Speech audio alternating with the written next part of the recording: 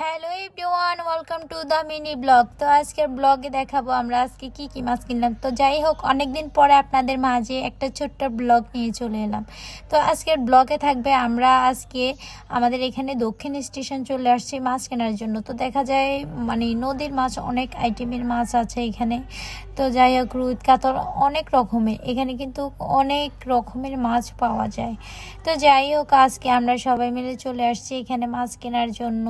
তো দেখলাম যে আমার যে ফেভারিট মাছ লোট্টা মাছ আর কি। তো এই লোট্টা মাছও ছিল। তো আমি আর কি করার, আমিও 1 কেজির মতো নিয়ে নিলাম। তো যেহেতু মাছটা কিনতে আসছিল দিদি, তো ওনার সাথে আমরা আসছি মাছ কেনার জন্য। তো এখানে অনেক আইটেমের মাছ ছিল। তো দেখেন, আপনারা দেখতে পারবেন যে এখানে অনেক অনেক আইটেমের মাছ ছিল। তো যাই হোক, দিদি এখান থেকে মনে হয় চিংড়ি মাছ আর কাঁকড়া নিয়েছে। তো দেখলাম যে অনেক মানুষ, প্রত্যেক প্রত্যেক বৃহস্পতিবারে এখানে মাছের অনেক মেলা হয় আর কি, যেটা বলা হয়, যেহেতু রামগতি স্টেশন।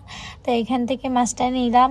তো যাই হোক, এখন মাছটা নেওয়ার পরে দিদি অনেক দাম ছিল মাছের, অনেক চিল্লাচিল্লি করছিল যে এ মাছের যদি এত দাম হয় তাহলে কিভাবে হবে, মাছ আর খাওয়া লাগবে না। তো যাই হোক গাইস, দেখেন যে মাছগুলো এমনি তো দেখতে অনেক সুন্দর লাগছিল, যেহেতু নদীর মাছ বলে কথা। এখন কিন্তু নদীর মাছ তেমন একটা পাওয়া যায় না।